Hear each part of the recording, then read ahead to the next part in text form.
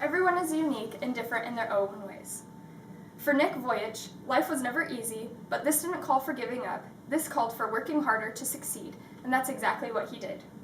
Nick is famous for his inspirational speeches.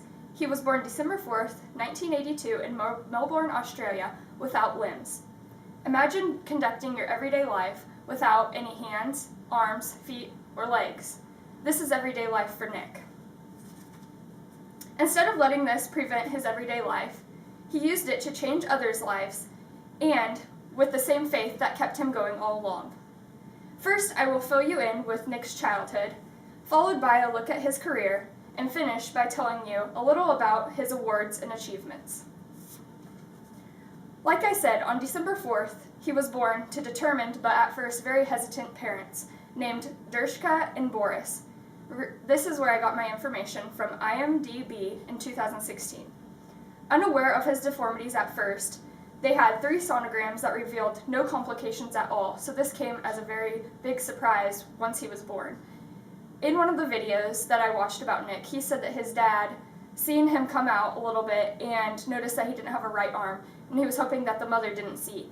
He immediately walked out of the room, and when the doctor came out to check on how he was doing, he said, "Why doesn't my son have a right arm?" And the doctor said he actually has no arms and no legs. They were also determined to cope, though. During his childhood, it was complicated and rough. He was very different, and all the kids obviously noticed that, and he went through depression and loneliness and often questioned his purpose in the world.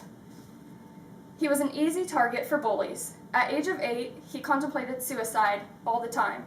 At age of 10, he tried to drown himself in his own bathtub, but couldn't bring himself to do it because of the fact how much he knew his parents loved him. The book, Stand Strong, this relates to kids and their everyday lives also. He presents this in schools to often target bullies and is really surprised to see how bullying is for other kids that aren't even as different as he is. In effect, his childhood was not ideal, but at the age of 17, his life turned around when he gave his first speech. He traveled around the world to diverse groups, going to students, young people, church participants, business professionals, teachers. The career took off for him into full throttle, and he has good experiences along the way. At age 17, he did his first speech in front of a church group. He then got his bachelor's degree in commerce, specializing in financial planning and accounting at the Griffith University in Queensland. In his career, he has traveled to 60 different countries. In 2005, he opened an NGO named The Life Without Limits. This is headed in California. He writes with 2 toes on his left foot and holds a special grip on his big toe. He can type 45 words a minute using the heel-to-toe method. He can throw a tennis ball, play the drums, get a glass of water by himself, comb his own hair, brush his teeth, answer the phone by kind of lifting up with his 2 toes and kind of catches it like this. He can shave, golf, swim, and skydive. I got this information from Life Without Limbs website, and it was founded in 2016. Looking back at his life and fast forwarding to his career, he has touched a lot of lives. He has made major strides and achievements that I would like to recognize now. In 1990, with his determination and courage, it impressed the world, and he was honored with the Australian Young Citizen Award. In 2005, he made a documentary DVD titled Life's Bigger Purpose. In 2008, he was seen on 2020 TV show for an interview with Bob Cummings. In 2009, he was featured in a short film named The Butterfly Circus, and this won a Best Short Film Award.